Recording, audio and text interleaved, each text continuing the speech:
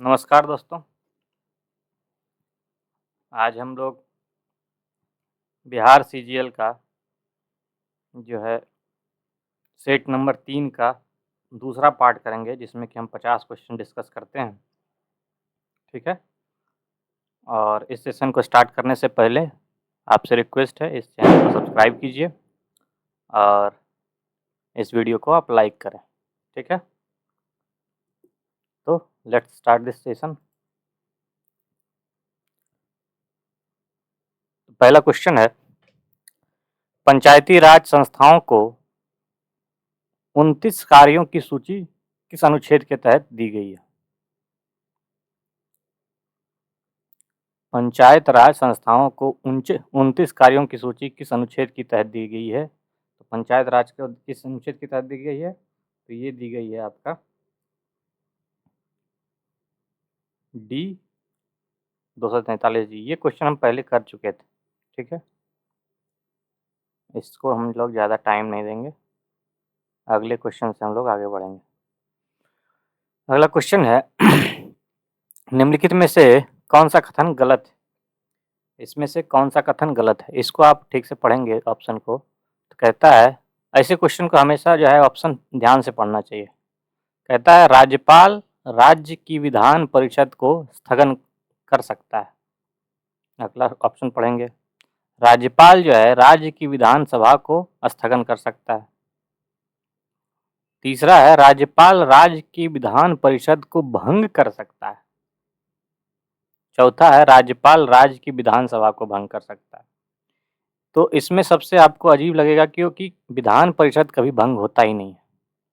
जैसे विधान परिषद कभी भंग नहीं हो सकता, उसी तरह राज्यसभा कभी भंग नहीं हो सकता। तो इसका आंसर है सी। ठीक है, जिसमें कि राज्यपाल विधानसभा को तो भंग कर सकता है, लेकिन विधान परिषद को कभी भंग नहीं कर सकता है। अनुच्छेद 169 जो है, एक मिनट,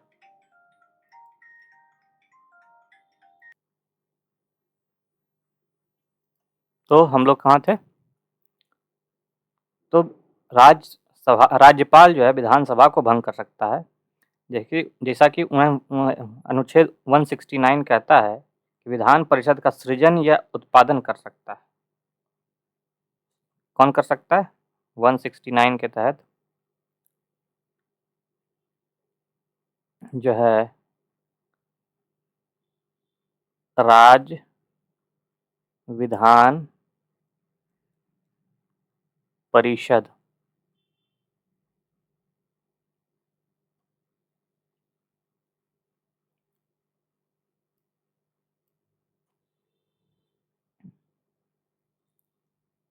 का जो है सृजन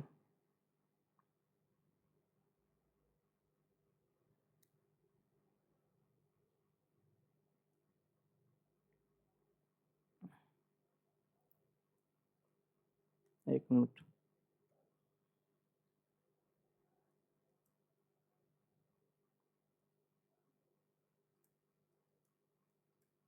या उत्पादन किसके द्वारा हो सकता है? संसद के द्वारा हो सकता है।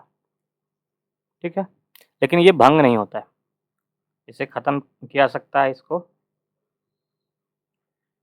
हटाने के लिए फिर आपको 1/3 सदस्य चाहिए, इसका अलग प्रक्रिया है। तो टोटल अभी वर्तमान में 6 राज्यों में विधान परिषद है। 6 राज्य में विधान परिषद है। कहाँ कहाँ है?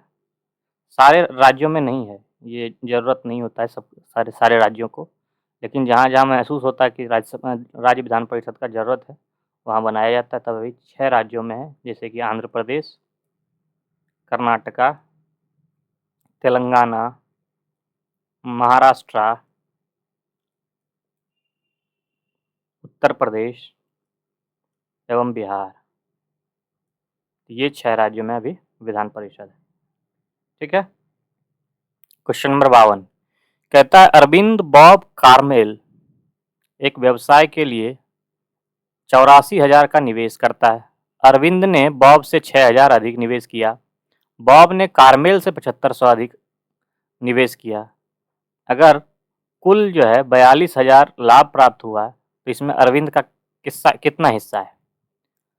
तो इसको अगर हम मान लें, अगर हम कार्मेल का जो है निवेश हम x मान लें, तो बॉब का क्या होगा, बॉब का हो जाएगा x प्लस, जैसा कि यहाँ दे रखा है, बॉब से 6000 अधिक निवेश करता है अरविंद, और जो है बॉब ने जो है कार्मेल से जो है 7500 अधिक किया। तो अगर आप देखें,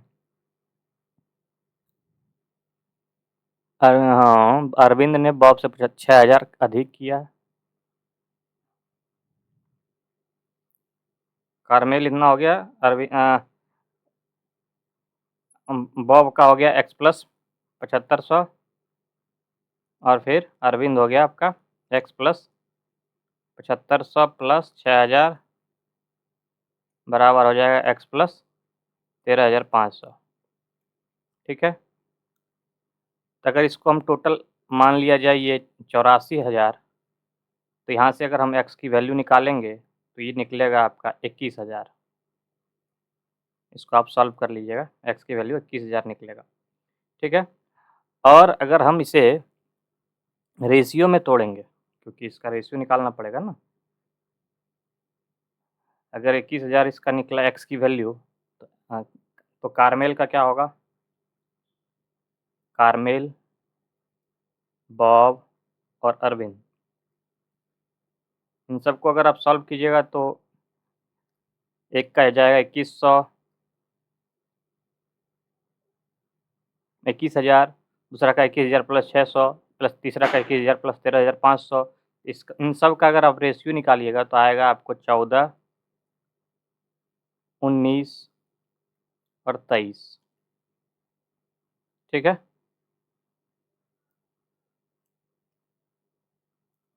तो लाभ जो होगा, टोटल प्रॉफिट जो होगा इसका, अरविंद का, वो प्राप्त होगा, टोटल 42,000 लाभ है। ठीक है, अगर आप टोटल देखेंगे तो आया 14 प्लस 19 प्लस 23, और इसमें अरविंद का कितना है, 23। इसको आप सॉल्व कीजिएगा तो यहाँ से आएगा 17,250 रुपया, और यही सवाल का आंसर है। ठीक है,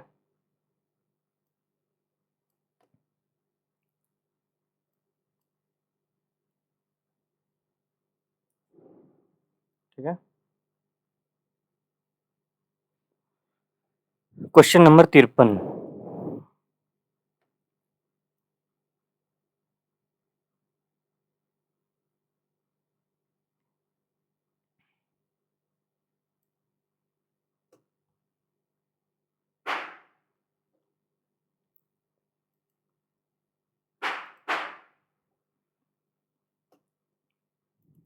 तिरपन कहता है 20, 34 और 20, 34, 11, 16 में से प्रत्येक में से x जोड़ा जाता है, और इस क्रम में 4 संख्या समानुपाती होती है। ठीक है, अगर सब में अगर x जोड़े हम, तो देखिए इसका तो बेसिक से हम लोग अगर सॉल्व करें हैं तो 20 प्लस x बटे 34 प्लस x बराबर क्या होगा, 11 प्लस x बटे 16 प्लस x। यहाँ से अगर हम x की वैल्यू निकालेंगे तो x की वैल्यू निकलेगा -6। आप इसे सॉल्व करके देख लीजिएगा। ठीक है, अब इसके अनुसार हम यहाँ दे रखा है एक फार्मूला, रेशियो दे रखा है 3x, तो x की वैल्यू हमारा 6 रखा, -6 आ गया है, तो यहाँ अगर हम -6 रख दें बटे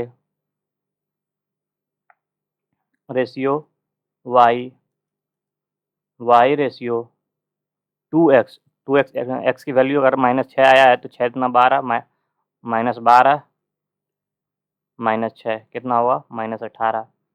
इससे अगर आप यहाँ से अगर देखेंगे तो वाई स्क्वायर की वैल्यू आती है आपको 324, और y का वैल्यू आ जाएगा आपका 18, और y का वैल्यू ही नहीं पूछ रहा था हमें, तो y वैल्यू हो गया, और प्लस माइनस आता है ये, अगर आप रूट में से तोड़ेंगे तो प्लस माइनस आएगा, क्योंकि कह रहा है y की वैल्यू 0 से बड़ा होगा तो माइनस ना होकर के सिर्फ प्लस होगा और 18 इस सवाल का आंसर होगा। ठीक है। क्वेश्चन नंबर 54 कहता है कि एक इनलेट पाइप, ठीक है,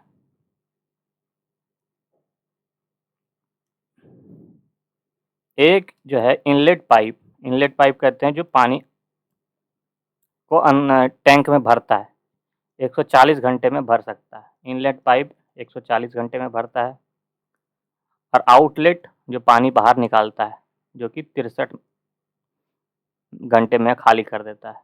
इसका एलसीएम अगर लेंगे तो आएगा आपका 1260।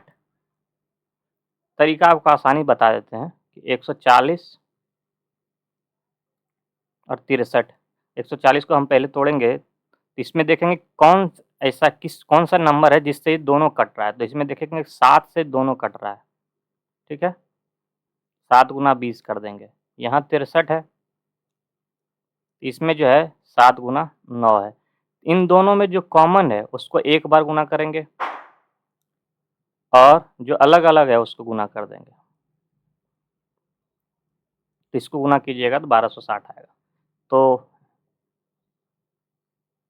इसमें अगर देखा जाए तो इसका 9 आ जाएगा एफिशिएंसी, इसका एफिशिएंसी कितना आ जाएगा, 20 आ जाएगा। दोनों का एफिशिएंसी आ गया, आउटलेट नेगेटिव होगा, ये पॉजिटिव होगा। ठीक है। अब कह रहा है कि यदि 8 इनलेट पाइप 8 है गुना इसकी एफिशिएंसी 9 है प्लस तो नहीं क्योंकि ये खाली कर रहा है, माइनस ये 20 हो गया। इसमें दे रखा कि इस आउटलेट पाइप जो है वाई पाइप लगा हुआ है। टोटल ये इनलेट 8 पाइप है, आउटलेट पाइप 9 है, जिसमें इसको हम वाई से गुना करेंगे। ठीक है। इन दोनों को जो है टोटल करने के बाद ये 105 घंटे लेता है, तो इसको हम टोटल को 105 घंटे से गुना कर देंगे। ठीक है, इसको 105 घंटे से गुना कर देंगे, बराबर जो है इसका वैल्यू आता है 1260 हो जाएगा, बराबर 1260 है।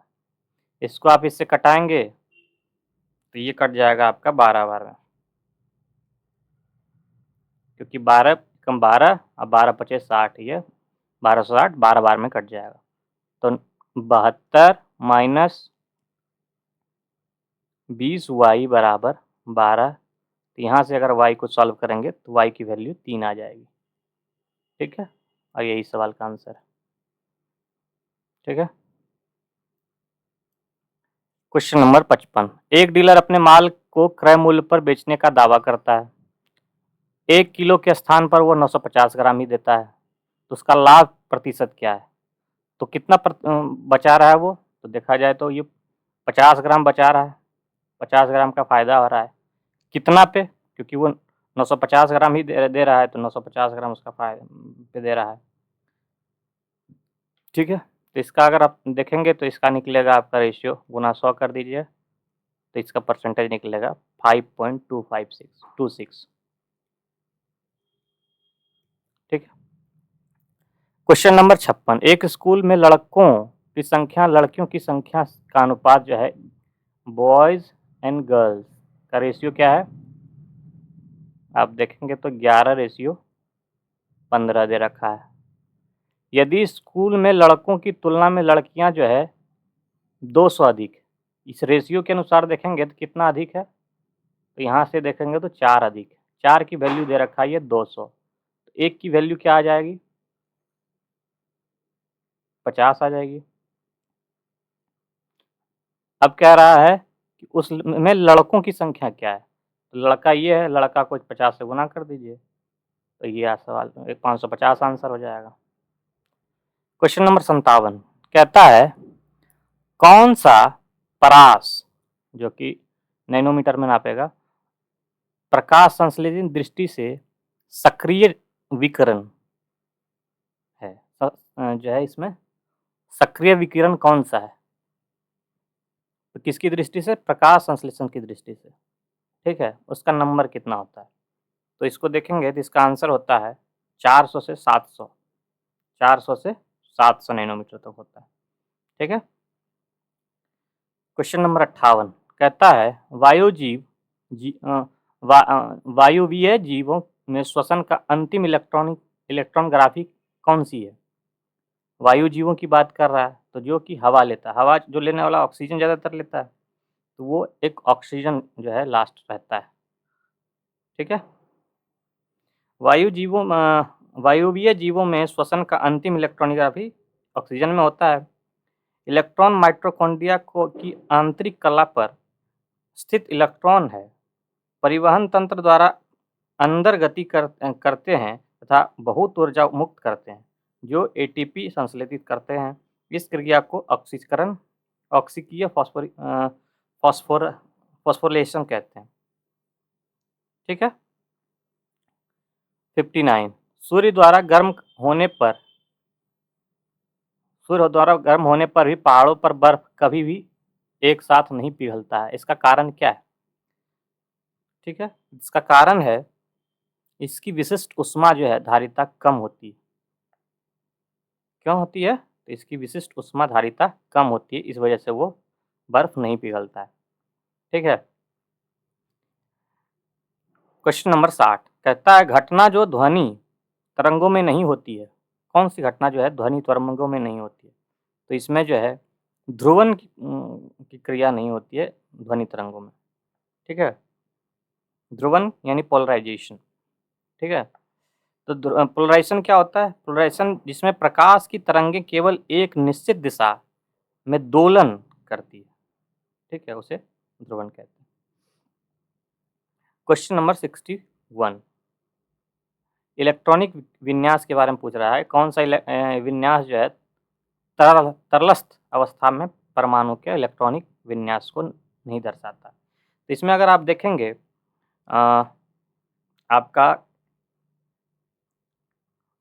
अफवाह के सिद्धांत के अनुसार जो है कैसे इलेक्ट्रॉन भरता है सबसेल में, तो सबसेल तो पहले होता है S, P, D, F। ठीक है। तो इसमें जो है किस अनुसार से इलेक्ट्रॉन भरता है, तो आप देखिएगा पहले S में जो है 2 भरता है, P में कितना भरता है 6 भरता है, D में जो है 10 भरता है और F में 14 भरता है। ठीक है। इसका फॉर्मूला एक होता है 2 × 2L + 1। ठीक है। L जो है हर एक सेल के लिए, L का वैल्यू जो है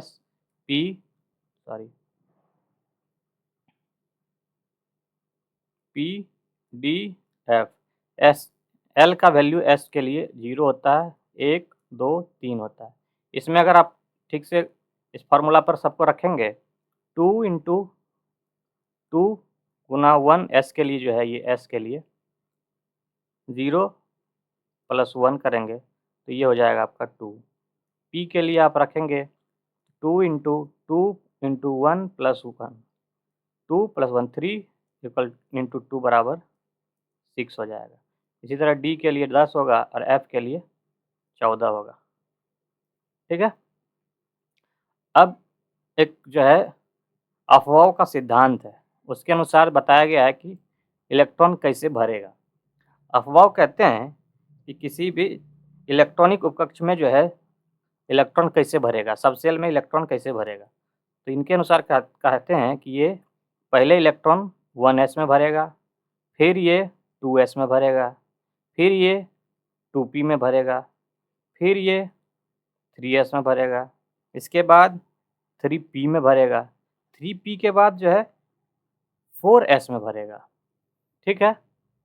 4s में भरने के बाद यहाँ से ये 3d में भरेगा, फिर ये 4p में भरेगा। तो इस तरह से ये बढ़ता है। फिर से यहाँ से अगर आगे बढ़ें तो ये भरेगा आपका 5s में, और यहाँ से फिर 4d में भरेगा, फिर 5p में भरेगा। इस तरह से ये भरता है, इस तरह से आगे बढ़ता है। तो यहाँ अगर आप देखें पहले s में भरा है, 2s में 1s, फिर 2s में फिर भरा है टोटल 2, फिर 2p में भरा है, फिर 3s में भरा है, 3p में भरा है, फिर 3d में भरा है और पहले यहाँ से देखा जाए पहले एस में भर के फिर, क्योंकि इसमें डी में 10 होता है, पहले 4s में भरा है फिर 3d में भरा है, तो ये तो सही है, ये सही है। यहाँ अगर देखें 1s में भरा है, 2s में भरा है, 2p में भरा है, 3s में भरा है, 3p में भरा है, फिर 3d फिर यहाँ भरा है, इसके बाद इसमें भरा है। ठीक है, हाँ। आप अगर इसमें देखेंगे, और ये भी कह रहा है तरल अवस्था की बात कर रहा है, तरल अवस्था में नहीं है ये। क्यों नहीं है? तो डी उपकक्ष में जो है, उपकोष में पूर्ण कक्षकों के स्थायित्व के कारण बाह्य इलेक्ट्रॉनिक विन्यास 3d और 4s1 होना चाहिए। ठीक है, यहाँ पहले 1 भरेगा फिर डी में भराएगा तरल होने के लिए। तो इसमें जो है ये कॉपर का होता है, अगर आप देखें इसमें जो है ये कॉपर का सही है, ये सही है, जबकि ये गलत है, ये नहीं होना चाहिए, तो ये सही है। ठीक है, तो आंसर हमारा बी होगा। ऑर्लोन कौन सा यौगिक जो है बहुलक, इसमें कौन सा योगज बहुलक, बहुलक कौन सा है इसमें? ऑर्लोन। कैसे है ये? क्रम से जो है CH2 double bond CH single bond CN है कि बहुलीकरण से प्राप्त होता है। कैसे प्राप्त होता है इसको जो है, अगर आप देखें CH2 CH CN, इसका जो है अगर आप बहुलीकरण करते हैं तो प्राप्त होता है आपका ऑर्लोन। ठीक है, क्वेश्चन नंबर 63 कहता है यह 6 विद्यार्थी जो है एक वृत्ताकार पथ पर बैठे हुए हैं, वृत्ताकार मेज पर बैठे हुए हैं। तो अगर 6 हैं तो आप ऐसे करके 4 हो गए, ये 6 हो गए। अब कहता है ए जो है ई और डी दोनों के ठीक बगल में बैठा हुआ है। मान लिया जाए ए अगर यहाँ देख लिया जाए, एक लाइन में बैठा लिया जाए, ए जो है ई और डी के बीच में बैठा हुआ है, या तो ई यहाँ होगा और डी यहाँ होगा, या फिर डी अगर यहाँ होगा तो ई यहाँ होगा, बीच में ए होगा। ये आपका संभावित हो सकता है। इसमें भी दे रखा है कि ई जो है सी के दाईं ओर से तीसरे स्थान पर है, सी के दाईं ओर स्थान पर। सी अगर यहाँ है, दायां आपका हमेशा राइट यहाँ से होगा, जब केंद्र की ओर मुख करके बैठा हो तो राइट हमेशा ये होगा और लेफ्ट हमेशा ये होगा। ये राइट हो गया, ये लेफ्ट हो गया। इसके कह रहा है सी के दाईं ओर से तीसरे स्थान पर, 1 2 3 यहाँ हो जाएगा, यहाँ हो गया आपका ई। अब यहाँ ई हो गया और कह रहा है डी जो है एफ के बाईं ओर से तीसरे स्थान पर है।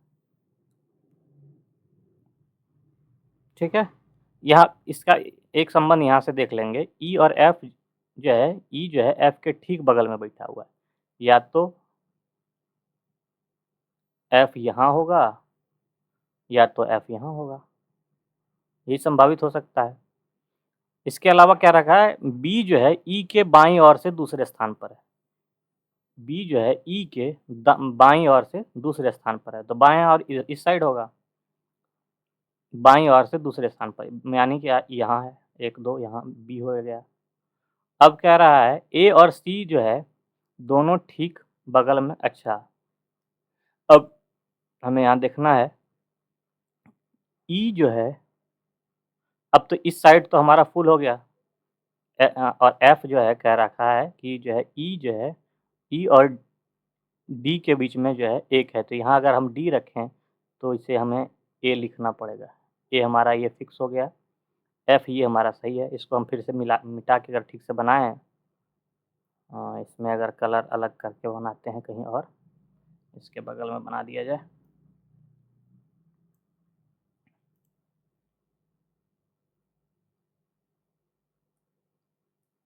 ठीक है, सॉरी ये 8 हो गया है, एक मिटा दिया जाए। ठीक है, कहता है अगर हमने सी यहाँ बैठाया, बी यहाँ बैठाया, डी यहाँ बैठाया, ई यहाँ होगा, एफ यहाँ होगा और ए यहाँ होगा। ठीक है। अब कह रहा है ए और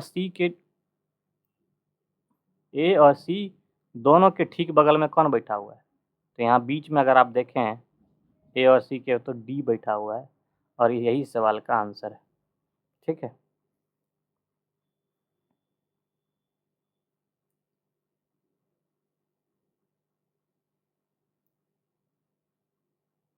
क्वेश्चन नंबर 64 कहता है एक निश्चित कूट भाषा में क्रिएट को DTHEYK लिखा हुआ है और क्रिटिकल को DTLXNITH लिखा हुआ है।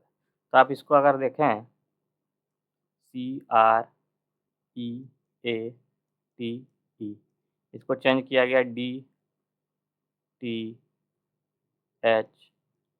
DTHEYK। इसमें से एक बढ़ा है, यहाँ से 2 बढ़ा है, यहाँ से 3 बढ़ा है, 4, 5, इस तरह से 6 मतलब सीरियल नंबर से बढ़ता जा रहा है। ठीक है। इसको भी अगर देखें एस का 1 बढ़ाएंगे तो टी हो जाएगा, एस का टी हो जाएगा। के को 2 अगर बढ़ाएंगे तो क्या हो जाएगा? के को 2 बढ़ाएंगे तो एम हो जाएगा। आई को 3 बढ़ाएंगे तो क्या होगा? आई को 3 बढ़ाने के बाद एल हो जाएगा।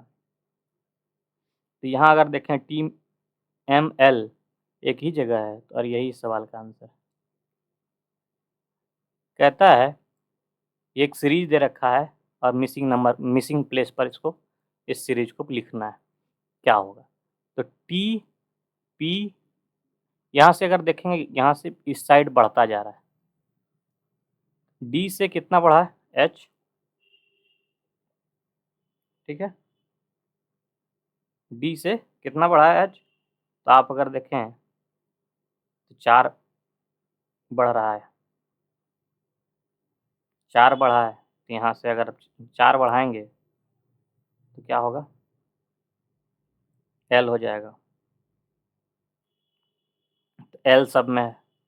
या फिर इस साइड से भी अगर देखेंगे तो घटाया जा रहा है, हर एक में 4 घट रहा है। पहला में पी में से 4 घटा तो पी बचा, पी में से 4 घटेगा तो एल बचेगा, तो यहाँ एल बचेगा। ठीक है। उसके बाद डब्ल्यू में से दूसरे नंबर में 2 घटाया गया, यहाँ से 2 घटाएगा। तो यहाँ से अगर आप यू से 2 घटाएंगे तो क्या बचेगा? एस बचेगा। और तीसरे नंबर पर 1 घटाया गया और एफ में 1 घटाएंगे तो ई बचेगा। ठीक है। तो आप देखेंगे एल एस ई कहाँ है? एल एस ई यहाँ है, एल एस ई यहाँ है। उसके बाद सी में जो है -3 किया गया तब जेड बचा, जेड में से -3 करेंगे तो डब्ल्यू बचेगा। तो डब्ल्यू एक ही ऑप्शन में है, आंसर सी इस वाला का आंसर है। क्वेश्चन नंबर 66 इसमें अगर आप देखें, इसमें अगर आप देखेंगे तो पी जो है पहला दूसरे से संबंधित है, दूसरा जो है तीसरा चौथे से संबंधित है। इसमें अगर देखेंगे तो पी जो है सेम रहा है। हम लोग अगर देखेंगे इसमें जो परिवर्तन होगा वही यहाँ परिवर्तन होगा, क्योंकि पहला से दूसरा तो सब बराबर है, लेकिन दूसरा और तीसरा जो है अलग अलग है, तो यहाँ भी अलग अलग होगा। तो अगर पी और एल में कितना यहाँ अगर देखा जाए, इसमें जो है पहला जो है ऊपर वाला नीचे यहाँ आया इस कॉर्नर पे, तो ये एल जो है यहाँ आएगा। ठीक है। और यहाँ से ए जो है दूसरे बगल वाले में आ गया, ये तो फिर 3 जो है यहाँ आ जाएगा। ठीक है। और बीच वाला ओ जो है उठ के यहाँ आ गया है, तो पी बीच में उठ के आ जाएगा। ठीक है। इसमें अगर देखें ये बीच में उठ के चला जाएगा, ओ जो है ऑलरेडी बीच में है तो इसको बीच में, ये 3 जो है था यहाँ बीच में, तो बीच में ही रहा, तो ये 3 बीच में ही रहा, तो ये जो है ओ बीच में है तो ओ बीच में ही रहेगा और यही सवाल का आंसर है। इसमें अगर देखा जाए तो ये तो एल और 3 यहाँ भी है, एल और 3 यहाँ भी है, लेकिन अंतर यहाँ ओ नहीं है, और यही इस सवाल का आंसर है। इसमें अगर देखेंगे 67 में, तो इसमें अगर आपको जाना होगा तो हमेशा ऑप्शन से जाना होता है। इसको आप हम ऑप्शन से ही जा सकते हैं। तो अगर हम डायरेक्ट आंसर को देखते हुए बनाते हैं, सॉल्व करते हैं, तो आप देखिएगा लास्ट वाला ऑप्शन, ऑप्शन डी। तो एल क्यू एम में अगर आप इसमें से 5 जोड़ेंगे, तो बचेगा ये क्यू। इसमें 5 जोड़ेंगे तो बचेगा आपका वी। इसमें 5 जोड़ेंगे तो बचेगा आपका आर। इसी प्रकार अगर आप सी में 5 जोड़ेंगे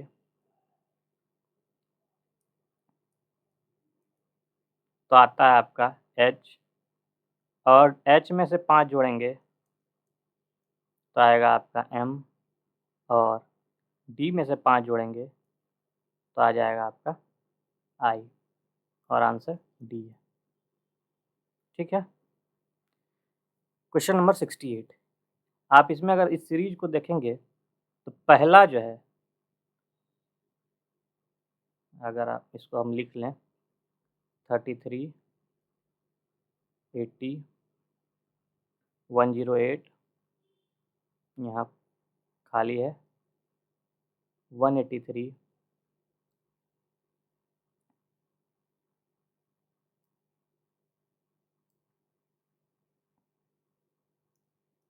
230, 258। ठीक है। पहला, इस दोनों के बीच का डिफरेंस कितना है 47। इस दोनों के बीच का डिफरेंस क्या है 28। यहाँ भी देखिएगा, यहाँ का डिफरेंस कितना है 183 से 230 के बीच में, तो 47 का। यहाँ डिफरेंस कितना है 28 का। तो आप देखिएगा कि पहला डिफरेंस जो है 47 का है, दूसरा डिफरेंस 28 का है। तो यहाँ के बाद यहाँ कितना बढ़ेगा 47, और यहाँ बढ़ेगा 28। यहाँ 47 जोड़ते हैं तो क्या आता है 155, और 155 में अगर 28 जोड़ेंगे तो आएगा 183। ठीक है। तो 155 इस सवाल का आंसर हो जाएगा।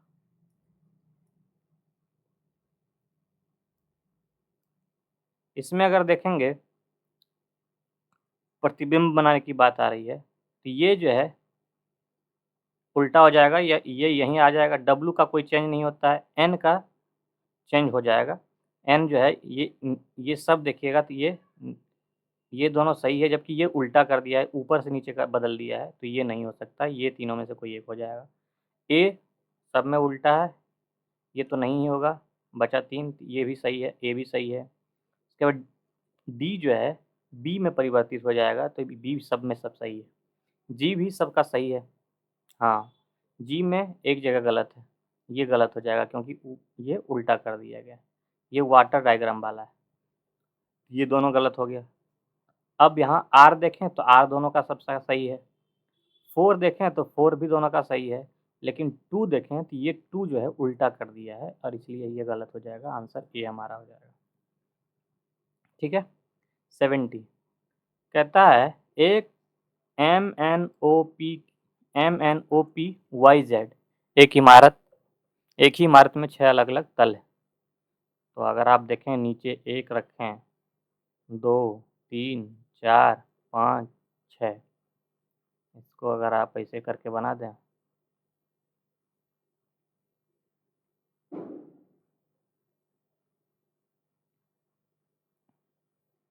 ठीक है। तो कहता है N और Z के बीच केवल 2 व्यक्ति हैं। ये अभी मान लेते हैं, कुछ नहीं है। इसके आगे पढ़ते हैं। P के ऊपर केवल एक ही व्यक्ति M बैठा है। अगर हम P को यहाँ मान लें, इसके ऊपर सिर्फ एक ही व्यक्ति बैठा है, तो यहाँ जो है P के ऊपर सिर्फ M हो जाएगा, तो M यहाँ हो जाएगा। उसके बाद कहता है Y जो है सम संख्या पर बैठा हुआ है, तो Y या तो यहाँ होगा और या तो फिर यहाँ होगा। आगे पढ़ते हैं। N सबसे निचले तल पर बैठा हुआ है, N आपको यहाँ बैठा दीजिए। ठीक है। अब आगे ऊपर वाला पढ़ेंगे। एन और जेड के बीच केवल 2 व्यक्ति है। एन यहाँ है तो इसके बीच 2 व्यक्ति है, एक व्यक्ति यहाँ होगा, एक व्यक्ति यहाँ होगा, तो यहाँ जो है जेड हो जाएगा। ठीक है। अब वाई का सिलसिला खत्म हो गया, वाई यहाँ बच गया क्योंकि ये जो है इवन नंबर पर ही बैठेगा। बाकी बचा क्या, ओ, तो ओ को यहाँ बिठा देंगे। हमारा पूरा जो है ये तैयार हो गया। अब क्वेश्चन पूछ रहा है ओ और एम के बीच कितने व्यक्ति बैठे हुए हैं। ओ यहाँ है, एम यहाँ है, तो दोनों के बीच केवल 2 व्यक्ति हैं। आंसर डी हो जाएगा। ठीक है। 71 में इसमें आप अगर देखें, पहला जो है दूसरे के अनुसार जिस तरह से चेंज हुआ है, दूसरा जो है तीसरे से चेंज हुआ, तीसरा चौथे से चेंज होगा, चौथा पाँचवें से चेंज हो जाएगा। तो इसमें आप अगर देखेंगे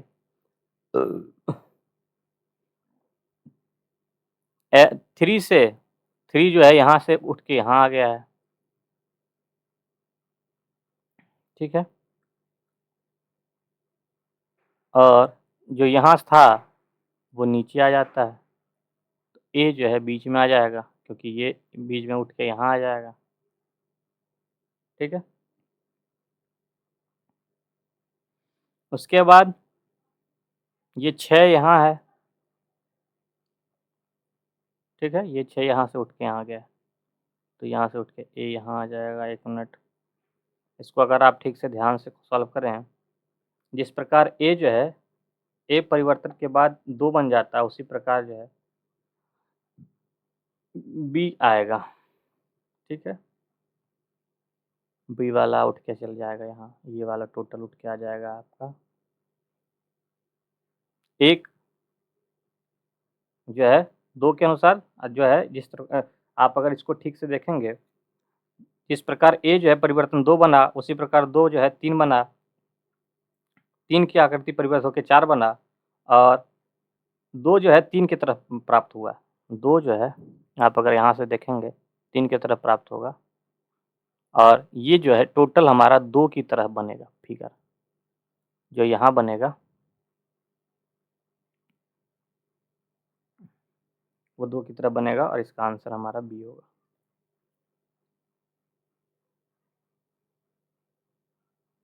ठीक है। इसको आप अगर सॉल्व करते हैं कैसे हुआ, तो ये 6 आप अगर देखिएगा जो है यहाँ से ओ जो है उठ के इस साइड वाला इस साइड आ गया, तो ये वाला उठ के आपका इस साइड आ जाएगा। ठीक है।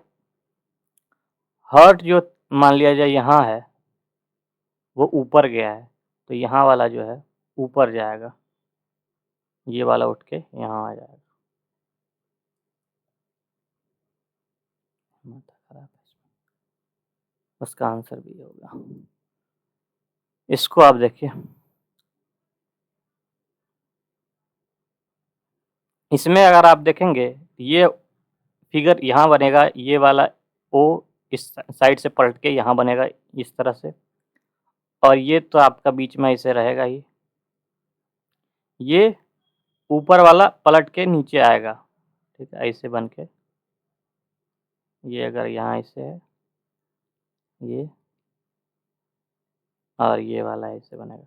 इसमें अगर आप ठीक से बनाइएगा तो ये ऑप्शन डी बनेगा आपका, क्योंकि इसमें जो है ये देखिएगा तो एक जैसा बना दिया है, जबकि एक जैसा नहीं, ये ऊपर दोनों कर दिया है, ऊपर नहीं होगा मुंह, एक दोनों बंद करके टाइप का बनेगा। तो यहाँ देखिए बंद करके बनाया हुआ है ये त्रिभुज। क्वेश्चन नंबर 73 है कि भारतीय संविधान के अनुसार कौन से अनुच्छेद जो है भारतीय निर्वाचन आयोग का स्थापना की बात करता है। ठीक है। तो अनुच्छेद 324 जो है चुनाव आयोग जो है आपका निर्वाचन आयोग या चुनाव आयोग की बात करता है। ठीक है। ये भाग 15 में आता है, भाग 15 में आता है। 15 में जो है 324 से 329 तक चुनाव आयोग की बात करता है। क्वेश्चन नंबर 74 कहता है कि कौन सा कथन सत्य है। इसमें अगर आप देखें कि ये आपातकाल की बात कर रहा है, आपातकाल के समय कौन प्रधानमंत्री थे, तो प्रधानमंत्री कौन थे आपातकाल लगाने वाली, तो इंदिरा गांधी थी। ऑप्शन बी हो गया। नील विद्रोह किसके बारे में था? नील विद्रोह जो है किसके बारे में था? तो ऑप्शन अगर आप ठीक से पढ़ेंगे, रैयत नील की खेती नहीं करना चाहते थे, ये बात तो सत्य है, करना चाह रहे थे और पर जबरदस्ती करवाई जा रही थी, ये भी सत्य है। इसके लिए अलावा हम लोग कुछ देखते हैं, रैयत जो है नील की खेती करना चाह रहे थे, ऐसा बिल्कुल गलत है, ये तो बहुत ही गलत है। नीले रंग के झंडे वाला एक विद्रोह था, ऐसा तो कोई बात था नहीं। अब बचा ऑप्शन सी, नील जो है रैयत नील की खेती नहीं करना चाहते थे, पर उनसे एक अमान्य मूल्य पर जबरदस्ती करवाई जा रही थी। ये एक सबसे सटीक आंसर है, क्योंकि उनसे जबरदस्ती करवाया जा रहा था, ये तो सत्य है। इसके अलावा उनसे कम मूल्य पे करवाया जा रहा था, उसका उचित दाम भी नहीं मिल रहा था। तो इससे ज़्यादा सटीक आंसर हमारा सी है, इसलिए इस सवाल का आंसर सी होगा। क्वेश्चन नंबर 76 कहता है इसका कालानुक्रमिक यानी क्रोनोलॉजी समझाइए आप। क्रोनोलॉजी समझाने की बात कर रहा है। तो इसमें अगर आप देखिएगा इसकी क्रोनोलॉजी को, तो जालियांवाला बाग हत्याकांड कब हुआ था? 13 अप्रैल 1919 को हुआ था। जबकि आप असहयोग आंदोलन की बात करिएगा तो 1 अगस्त को हुआ था, 1920 को हुआ था। नमक सत्याग्रह की बात करिएगा तो 12 मार्च 1930 को हुआ था। और भारत छोड़ो आंदोलन तो 1942 की बात है, ये भी 8 अगस्त 1942। तो सबसे पहले कौन सा घटा था? तो जालियांवाला बाग हत्याकांड हुआ था। तो ऑप्शन बी इस सवाल का आंसर है। क्वेश्चन नंबर 77 कहता है निम्नलिखित में कौन सा कथन सत्य है? तो रोलैक्ट एक्ट 1909 में हुआ था, अभी हम लोग अथी का पढ़े थे, 1909 में ना होकर के ये जालियांवाला बाग के कारण ही हुआ था। रोलैक्ट एक्ट बना की वजह से ही रोलैक्ट एक्ट हुआ आया, उसकी वजह से उस लोग वहाँ इकट्ठा हुए, इसकी वजह से वहाँ जो है जालियांवाला बाग में लोग इकट्ठा हुए और वहाँ जो है ये जालियांवाला बाग हत्याकांड हो गया था। तो ये 1919 की घटना है, तो ये तो गलत हो गया। वहीं बाल विवाह सत्य है, जबकि गांधी इरविन समझौता जो है 1926 को नहीं हुई थी। गांधी इरविन समझौता जो है 1926 को नहीं हुआ था, ये 1931 में हुआ था। ठीक है। और साइमन कमीशन 1932 में नहीं आया था, साइमन कमीशन जो है 1928 में आया था। बाल विवाह निरोधक अधिनियम सन 1929 में पारित हुआ, ये इस सवाल का सही आंसर है। सिंधु घाटी को सोनार घाटी से जोड़ने वाली शाही सड़क निर्माण किसने करवाया था? ये शेरशाह सूरी ने करवाया था। किसने करवाया था? शेरशाह सूरी ने करवाया था। तीसरे बौद्ध परिषद किस शहर में आयोजित किया गया था? ये पटना में करवाया था, पाटलिपुत्र में करवाया था। ठीक, पाटलिपुत्र में करवाया था। प्रथम राजगृह में, द्वितीय जो है वैशाली में और तृतीय जो है कश्मीर में करवाया गया था। सॉरी, तृतीय पाटलिपुत्र में, चौथा कश्मीर में करवाया गया था।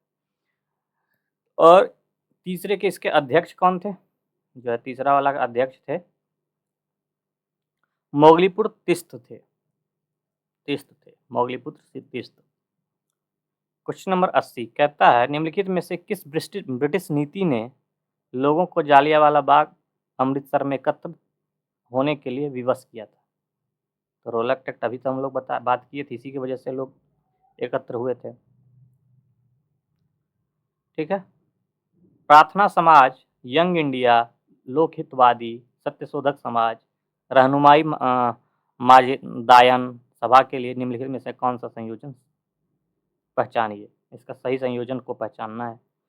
इसमें अगर आप देखिएगा तो सबसे पहले की बात करें, आत्माराम पांडुरंग जो है प्रार्थना समाज, आत्माराम पांडुरंग, ये दोनों ऑप्शन में आ रहा है। ठीक है। दूसरा मोहनदास करमचंद गांधी थे, यंग इंडिया, मोहनदास करमचंद गांधी थे यंग इंडिया, ये ज्योतिबा फूले दे दिया, ये आंसर नहीं हो सकता है। तीसरा है गोपाल हरि सिंह देशमुख जो थे लोकहितवादी, सत्यशोधक समाज को ज्योतिबा फूले, और रहनुमाई माजदायन जो है निरोजी फिरदौसी थे। आंसर हमारा बी हो गया। 82 उस ब्रिटिश गवर्नर जनरल का नाम बताइए जिन्होंने भारत में रेलवे का शुभारंभ किया था। तो रेलवे किसने बनाया था? तो डलहौजी ने बनाया था। डलहौजी ने भारत में रेलवे बनाया था। पहली बार शुरुआत कब हुआ था? 16 अप्रैल 1853 को। कहाँ से कहाँ तक चला हुआ था? तो ये चला था बॉम्बे से थाने के बीच चला था, 34 किलोमीटर था। बॉम्बे से थाने 34 किलोमीटर। 83 कहता है यदि दो अभाज्य संख्याओं का गुणनफल 306 है तो संख्याओं का एलसीएम क्या होगा? दो अभाज्य संख्याओं का गुणनफल 306 है तो एलसीएम भी इसका 306 ही होगा, क्योंकि तो दोनों अभाज्य है। ठीक है, 306 है। एलसीएम जो होता है वो सबका मल्टीपल होता है। जब तीनों जो है अभाज्य है तो अभाज्य जो है उसका एलसीएम भी 306 ही होगा।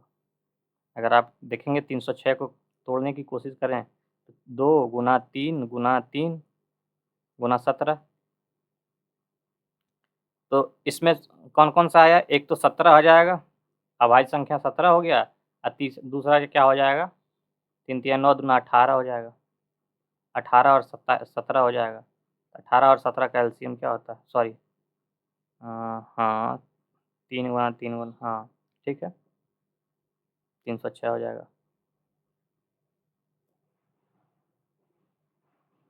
17 तिया 51, 51 तिया, ठीक, हाँ सही है। Question number 84। ए अकेले एक घर को 16 दिनों में बना सकता है। बी अकेले उसे 12 दिन में बना सकता है। इसको आप सॉल्व करते हैं, करते ही जाते हैं। सॉरी,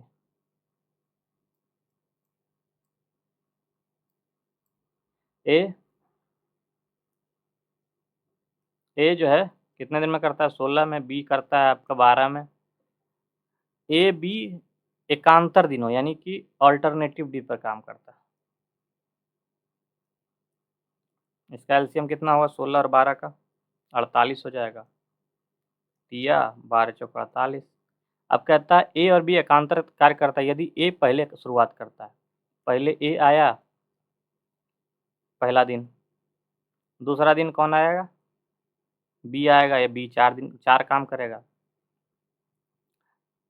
तो 2 दिन में कितना काम करेगा?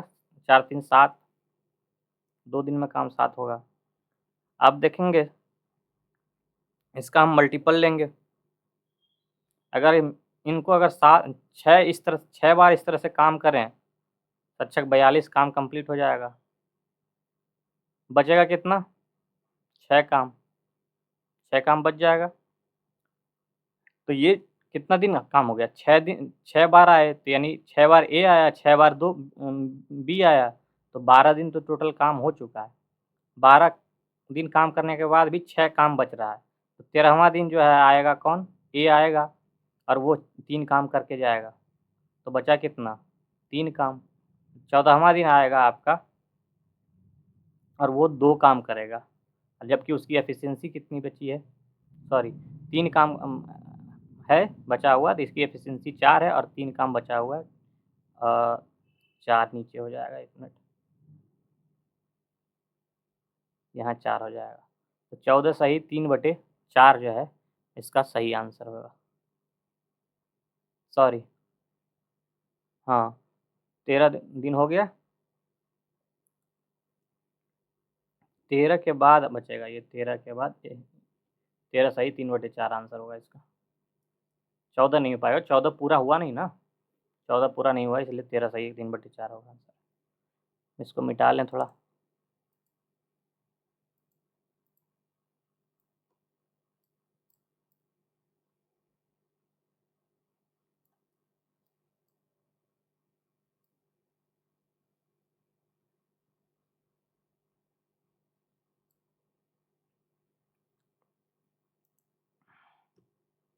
कहता है 3 वर्ष पूर्व खरीदी गई एक मशीन के मूल्य में 15% की वार्षिक दर से ह्रास होता है। ठीक है, यदि इसका वर्तमान मूल्य 512 मतलब 4 जीरो है, तो 4 वर्ष बाद इसका मूल्य क्या होगा? तो आप अगर इसको देखें, इसमें देखा जाए तो मशीन का वर्तमान मूल्य क्या है? ये है 512 पर 1, 2, 3, 4, ये है। 4 वर्ष बाद निकालने की कह रहा है, तो 512 पर 4 जीरो गुना, आप अगर देखेंगे तो 15% हाश होने के बाद बचेगा कितना? 85%।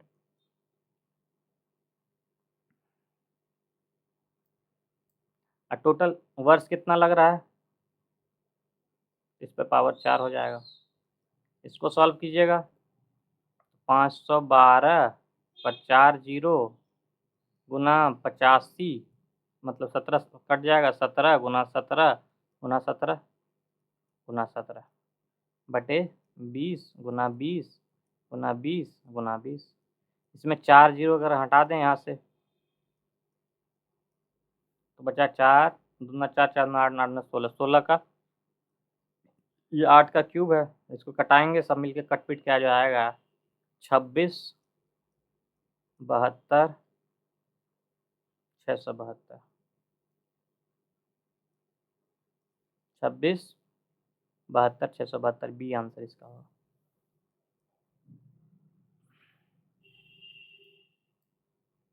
कहता है ए बी सी का औसत जो है 35 है। ए बी सी का औसत 35 है। कहता है ए सी डी का औसत, ए सी डी का औसत जो है 40 है। तो डी अगर 25 है, डी का वैल्यू 25 है, तो बी का वैल्यू निकालिए। अगर आप इसको देखें ए बी सी में, तो ए बी सी का वैल्यू क्या होगा? तीनों का योग 35 दिया हो जाएगा, 35 गुना 3 बराबर क्या होगा?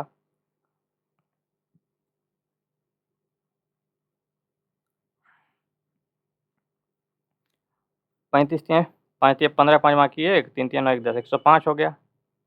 ए सी डी की बात करें, अगर आप निकालना चाहें तो ए बी का वैल्यू, तो ए बी सी डी को सबको रख लीजिए और उसमें से माइनस कर लीजिए ए बी सी और हाँ ए बी सी माइनस कर दीजिए।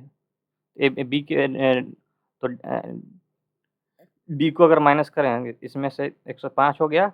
उसके बाद ए सी डी की बात करें, 4 तिया 12 120 हो गया। A plus C plus D, A plus B plus C plus D बराबर क्या होगा? उसमें से बी अगर निकालना हो तो ए सी डी को माइनस कर दीजिए, यानी 40 माइनस कर दीजिए, तो इसका आंसर क्या होगा?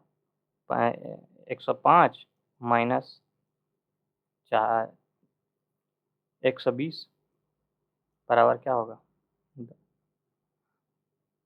प्लस यहाँ 25 भी तो होगा, हाँ 25 बराबर हो जाएगा आपका 10। 10 इसका आंसर। कहता है एक सीरीज है,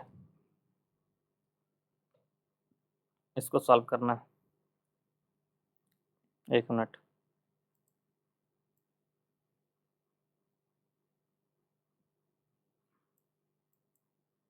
कहता है व्यंजक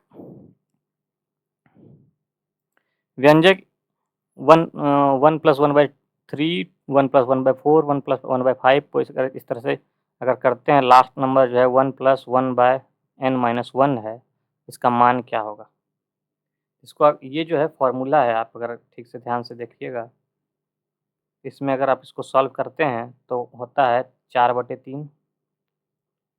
इसको आप सॉल्व करते हैं 3 प्लस 1/3 यानी 4, इसको अगर करते हैं तो 5/4 हो जाएगा, गुना 5/4 गुना 6/5 गुना, इस तरह से आगे आगे करते जाते हैं तो बचता है आपका यहाँ लास्ट में n इंटू n-1 बराबर n/3 होगा।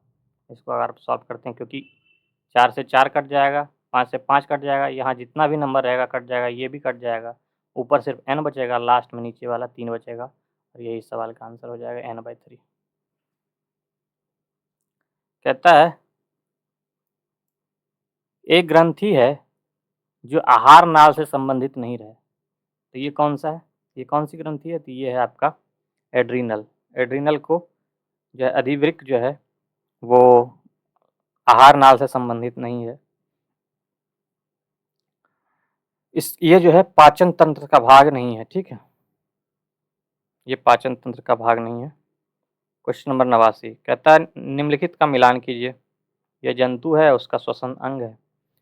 तो आप बात करें तो केचुआ किससे सांस लेता है, केचुआ सांस लेता है आपका आर्द्र क्यूटिकल से। जटिल कीट श्वास लेता है श्वास नली से। मछली जो है गिल से लेता है, फेफड़ा से। पक्षी या सरीसृप लेता है क्लोम से लेता है। इसमें अगर देखा जाए 1 का 1, बी का जो है 4, बी का 4, आपका ये रहा, बी आंसर हो जाएगा। इसके अलावा आप बात करें पशु समूह और श्वसन तंत्र की बात करें तो प्रोटोजोआ जो है प्लाज्मा झिल्ली से लेता है। वहीं बात करें निडारियंस की बात करें तो वो सांस लेता है शरीर की सतह से। एनिलिडा की बात करें त्वचा से लेगा। ऑर्थोपोडा की बात करें गिल से लेगा। कॉर्डेटा की बात करें गलफड़े से लेगा, फेफड़ा से लेगा। 90 की बात करें, क्वेश्चन नंबर 90 की, रैम्सडेन नेत्रिका ने दोनों लेंसों की फोकस दूरी f है, तो वे लेंस की कितनी दूरी पर रहते हैं। ऐसी बात करें इसमें अगर देखा जाए तो मान लिया एक लेंस ऐसे लगा हुआ है, दूसरा लेंस ऐसे लगा हुआ है, इसकी डिस्टेंस अगर d है तो एफ ए बराबर होता है एफ बी, ठीक है, तो और d के बराबर होता है 2/3 एफ ए, ठीक है, 2/3 एफ। आंसर हमारा सी हो गया। क्वेश्चन नंबर 91 निम्नलिखित में से कौन सा सही रूप से सुमेलित नहीं है। सही देखा जाए रमन प्रभाव जो है प्रकाश का प्रकीर्णन, ये सही है। थॉमसन प्रभाव ताप विद्युत है, ये भी सही है। वहीं अगर देखा जाए हॉल प्रभाव की बात करें कार्यफलन की नहीं है, ठीक है। हॉल प्रभाव एक भौतिक घटना है जिसमें जब किसी चालक या कंडक्टर या अर्धचालक से विद्युत धारा प्रवाहित होती है, उस पर लंबत चुंबकीय क्षेत्र लगाया जाता है जो चालक के भीतर एक लंबत विद्युत विभव उत्पन्न करता है। इस विभव को हॉल विभव कहते हैं, ठीक है। ये कार्यफलन का नहीं है, तो आंसर हमारा सी हो गया। वहीं विद्युत प्रकाश प्रभाव की बात करें प्रकाश क्वांटम सिद्धांत का आती है, ये सत्य है। पायस को किस प्रकार तोड़ा नहीं जा सकता, पायस को किस प्रकार तोड़ा नहीं जा सकता। ऑप्शन है आपका गर्म करना, परिक्षेपण माध्यम की अधिक मात्रा मिलाकर, या हिमन करना, या ऊर्ध्वपातन करना। इसमें अगर आप देखते हैं तो परिक्षेपण माध्यम से अधिक मात्रा मिलाकर नहीं किया जा सकता, ठीक है। पायस को किस विधि तोड़ा जाता है, इसका अगर देखा जाए तो गर्म करके कर सकते हैं, ये सही है। हिमन करके भी किया जा सकता है, ऊर्ध्वपातन के साथ भी किया जा सकता है। इसमें विद्युत स्थितिज अवक्षेपण करने से भी किया जा सकता है, उबाल लीजिए वो भी कर दीजिए, रासायनिक विनाश भी कर सकते हैं इसका, ठीक है, लेकिन ये प्रक्षेपण करके नहीं कर सकते हैं, यही सवाल का आंसर। 93, 227, 226, 218, 191, 127। इसमें अगर आप देखा जाए यहाँ 227, 226, 218, 191, 127, नेक्स्ट वाला क्या होगा। इसमें इस दोनों के बीच का डिफरेंस 1 है, इन दोनों के बीच का डिफरेंस 8 है, इन दोनों के बीच का डिफरेंस कितना है 64 है, सॉरी 27 है, यहाँ 64 है। 1 का क्यूब, 2 का क्यूब, 3 का क्यूब, 4 का क्यूब, 5 का क्यूब, 125 यहाँ घटेगा और आंसर क्या हो जाएगा, बचाएगा आपका 2। इस सवाल का आंसर हो जाएगा। यदि 2 दिसंबर 1987 को शुक्रवार था तो 12 दिसंबर 2009 को कौन सा दिन होगा? इसमें अगर आप देखें तो 4 दिसंबर से 12 दिसंबर के बीच कितना दिन है? 8 दिन है। ठीक है, अगर पहले हम निकाल लें 4 दिसंबर 1987 से 4 दिसंबर 2009 तक, इसमें अगर विषम संख्या क्या निकालें तो पहला जो है 22 वर्ष के बाद करता है, 22 हो जाएगा, प्लस 6 लीप वर्ष आ जाएगा, 22 से 28 हो जाता है, 28। और यहाँ देखा जाए 7 बचा है इन दोनों के बाद, 4 दिसंबर से 12 दिसंबर के 7 दिन बचता है, तो 7 दिन इसको जोड़ देंगे तो यहाँ जो है विषम संख्या 0 हो जाएगा, क्योंकि सब दोनों 7 से कट रहा है। इसमें विषम संख्या 0 हो जाएगा तो इसका मतलब शुक्रवार ही उस दिन पड़ेगा। ठीक है,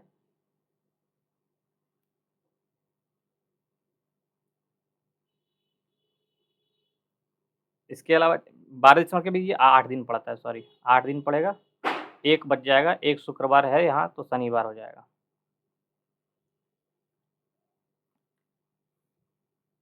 इसको आप देखते हैं,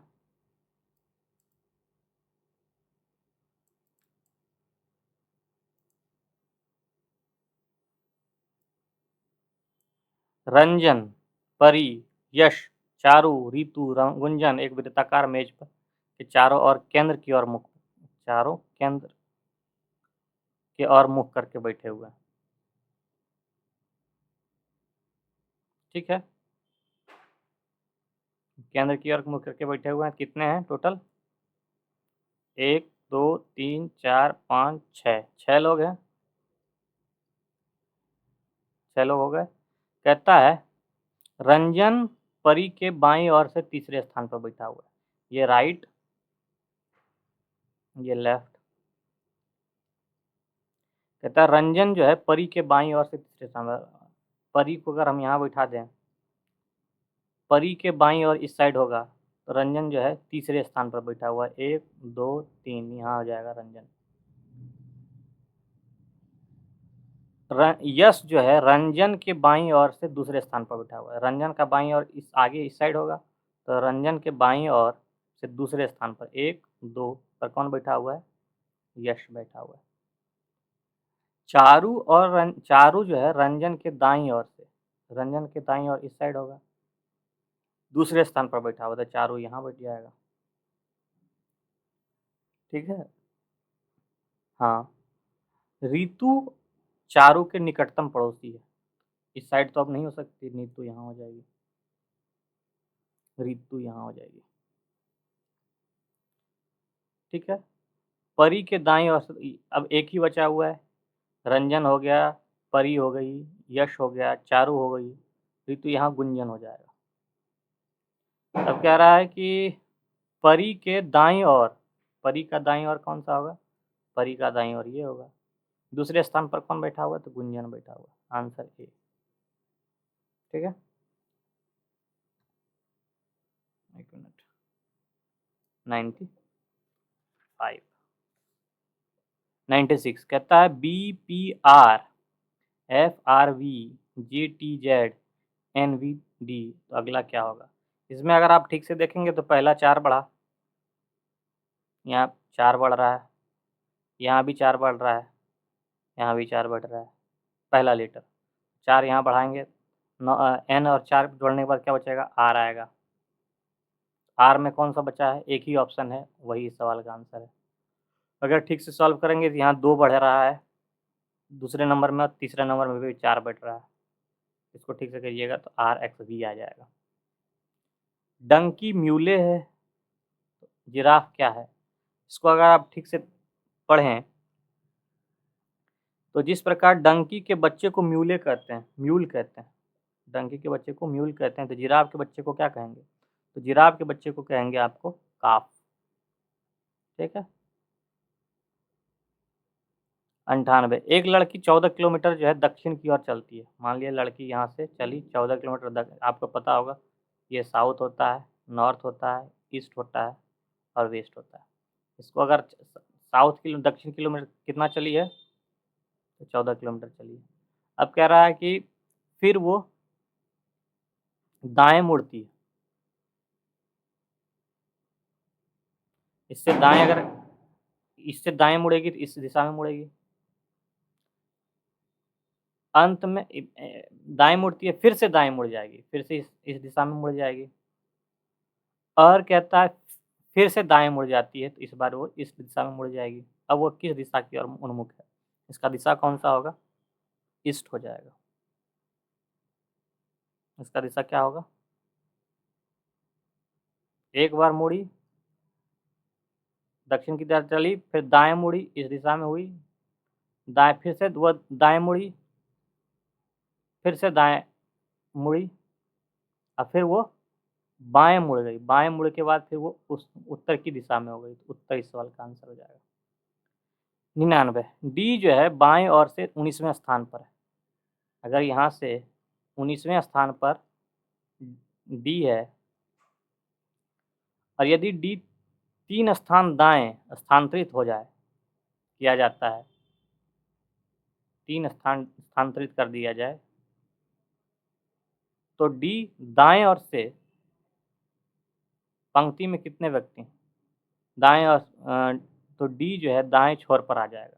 मतलब 19, 20, 21, 22, टोटल कितने 22 हो जाएंगे लोग हैं?